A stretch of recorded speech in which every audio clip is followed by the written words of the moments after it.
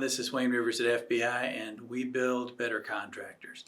This week, I want to talk about it's time to retire, or is it? And I'm going to refer to Neil Pasricha's book, The Happiness Equation, which we talked about earlier this year. But two housekeeping things first. The first thing is that we are starting a new boot camp class. February 9 and 10 would be the first 2 days, 2023. Sounds like it's a long ways off. It is not. So enroll your folks. The seats go quickly. So get in touch with Charlotte and get your folks enrolled right away. The second thing is that we're hiring. We are looking. It doesn't have to be a retired contractor, but we prefer to hire industry insiders. So if you or anybody you know has an interest in talking to FBI about running boot camp classes, facilitating peer groups, and things like that, let me know, and we'll certainly give those folks a good talking to. Okay, this week, the happiness equation, and Neil writes about retirement. In fact, he spends more time, more pages, more ink talking about retirement in this book than any other single subject. And he makes a good point, and that is that retirement is an artificial creation. In 1889, Germany, I think Otto von Bismarck was the chancellor at that time, decided that age 65 was the appropriate retirement age. And the idea was that they needed to make way for younger employees in certain sectors of the economy. At that time, life expectancy in Germany was only 67. So 65 seemed like a great retirement age given the fact that the average person only lived to age 67. In the USA, in 1935, we established Social Security. At that point, the average life expectancy in America was 61. 61. So the idea of retiring at age 65 made some sense.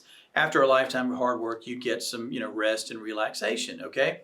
But it was a totally artificial concept, and Pasricha makes 3 points. He says that retirement is a new concept. In the context of human history, 1889 is new, isn't it?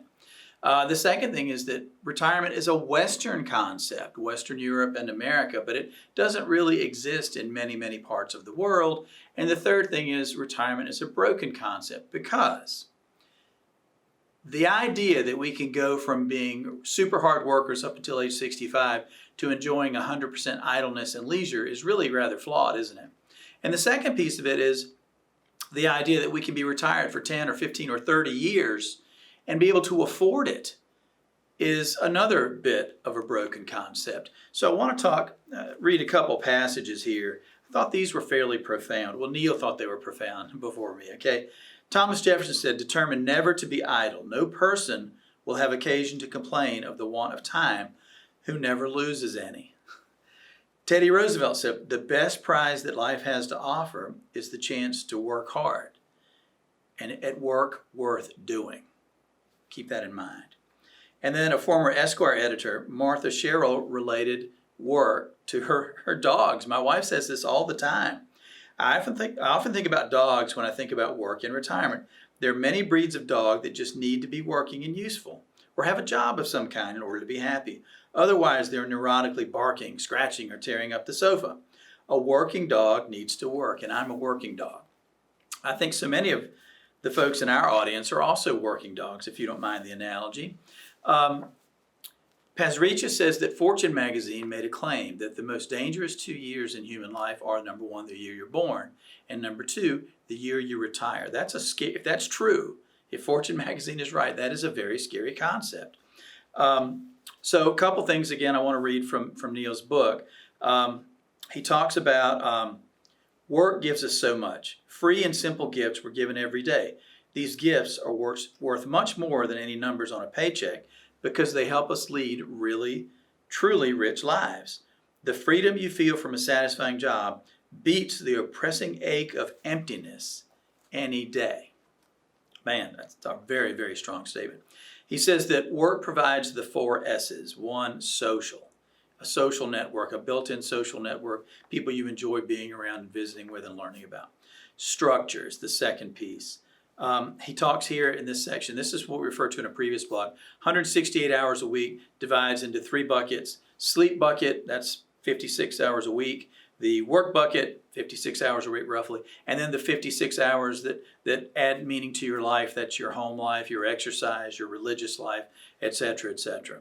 So the idea that you can work 56 hours a week and then at age 65 turn it off abruptly, how do you fill those hours? I mean, that is a huge problem. I'm terrified. I'm 61. I'm looking at this. I'm terrified of being retired. The third S is stimulation. I mean, would I read as much business stuff as I do if I didn't know that I had to do blogs for you guys every week? I mean, I wouldn't have as much stimulation. I wouldn't have as much reading and delving into topics. And the fourth thing, story. Story is what gives us meaning at work. For us, we build better contractors. That's something that all of us can latch onto every day at work and be excited about. The idea that we're helping change an industry over time. I mean, that's something to be excited about. And your purpose or mission at your company too causes your people to get excited in the morning when there's a place to go, and they can help bring these things to life. So he talks about, William Safire actually wrote this. When you're through changing, you're through. And I thought that was really profound. Thomas Watson, who was the guy, James Watson. Thomas Watson was IBM. James Watson discovered some of the basics of DNA and won a Nobel Prize. And he said, never retire. Your brain needs exercise or it will atrophy. And I know that when my wife's granddad, he worked until he was 72, and when he retired and just cut off work and spent most of his time, frankly, watching television, his mental health and his physical health in particular declined precipitously. And I watched that, and I've seen that happen with other people in my life, and I just wonder if it's mentally and physically healthy to retire. John May said that retirement isn't a permanent vacation, because what are you vacationing from? If you're retired and you have 100% leisure, you're not vacationing. You can't take a break from leisure. Can you? Do you need a break? So the whole point of all this is don't retire. Now, having said that, you still have to get out of the way.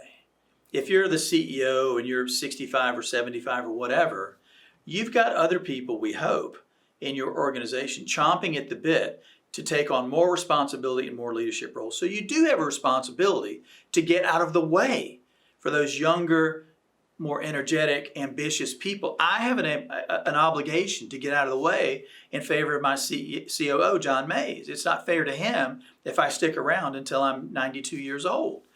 So if you can't retire, but you still need to get out of the way, what do you do? How do you reconcile those things? Pasricha says never retire. I would like to amend that. I would like to say you have to retire to something.